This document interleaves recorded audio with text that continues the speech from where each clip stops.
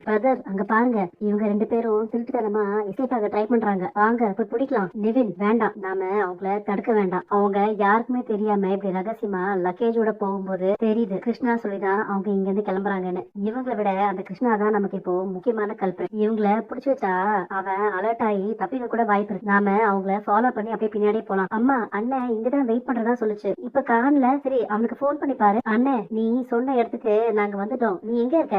இங்க பாரு, நான் தெரியறேனா?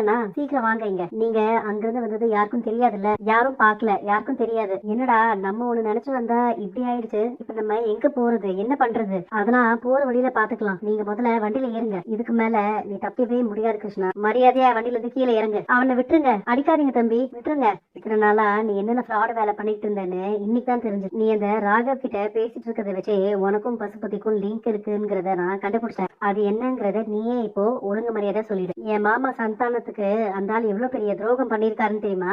உங்க புருஷன் நல்லா இருக்க கூடாதுன்னு நினைச்சவங்க கூட இவன் உறவாடிட்டு இருக்கான். உங்க மாமனார் ஒண்ணும் என் புருஷன் கிடையாது. என் புருஷன் இறந்து ரொம்ப வருஷம் ஆச்சு.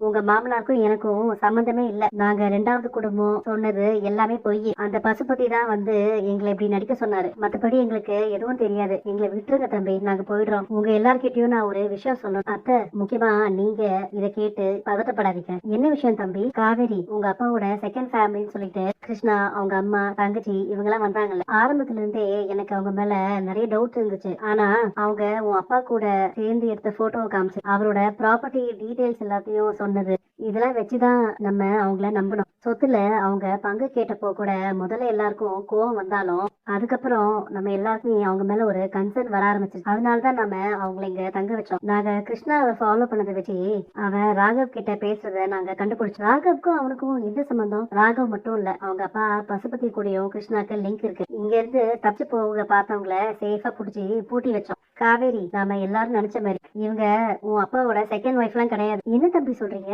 இவங்க 3 பேரும் பசுபதி அனுப்பின ஆளுங்க. கத்தார்ல இருந்து வந்தோம். உங்க அப்பாவோட செகண்ட் ஃபேமிலின்னு சொன்ன எல்லாமே போய். இவங்களுக்கும் உங்க அப்பாவுக்கும் எந்த விதமான சம்பந்தமும் இல்ல. தம்பி சொல்றது எல்லாமே உண்மைதாங்க. உங்க வீட்டுக்காரரை நான் முன்ன பின்ன பார்த்தது கூட கிடையாது. அவருக்கும் எனக்கும் எந்த சம்பந்தமும் இல்ல. அவர் மேல இப்படி ஒரு பழிய சுமத்தி இப்படி கலங்கப்படுத்தினதுக்கு எங்களை மன்னிச்சு